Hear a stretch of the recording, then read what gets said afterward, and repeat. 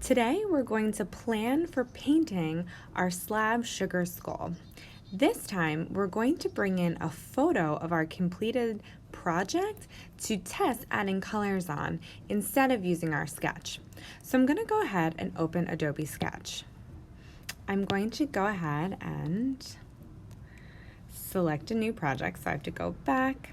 Okay, the bottom right hand corner, I'm going to click that blue plus sign and I'm going to choose standard book or portrait. On the right hand side, I'm going to click the plus sign. I'm going to select an image layer on my iPad, and I already took a photo of my finished slab sugar skull. So here it is. I'm going to just expand it to make it a little bit bigger, and I'm going to go ahead and click done. So now what I can do is I can click and drag that image layer below my sketch layer. I can go ahead and on my sketch layer choose the blending mode of multiply.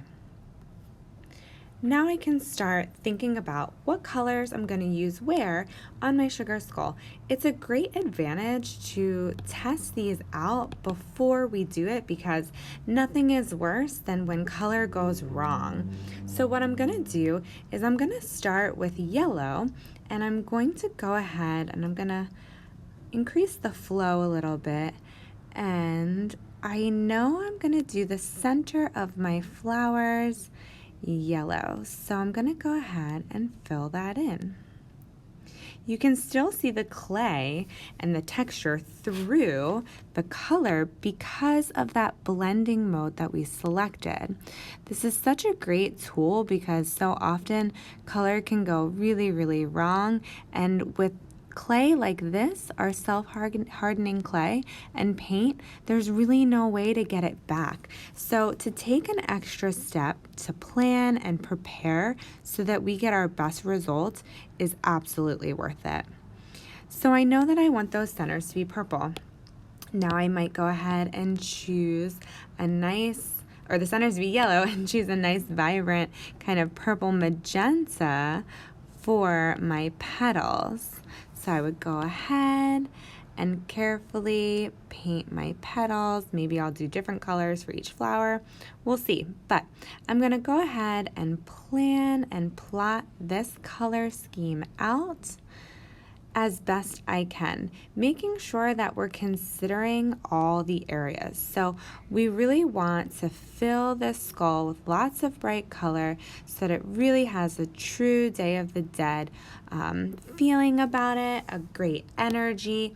I would likely make my little leaves here green, color those in. You could choose surprising colors too. So maybe instead of doing red hearts, maybe I do black hearts. Maybe I go kind of dark. Maybe you choose to do a color scheme. So maybe you do black and red and white.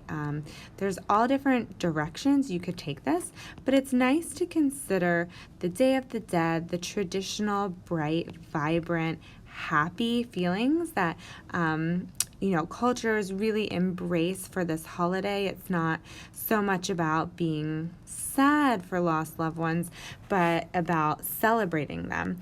So I might even carefully paint these incisions that I made with black at the very end. I would not do this until I was completely finished everything else. So what I want you to do is I want you to go ahead and prepare your entire skull with how you plan to paint it before we go ahead and jump into our watercolors.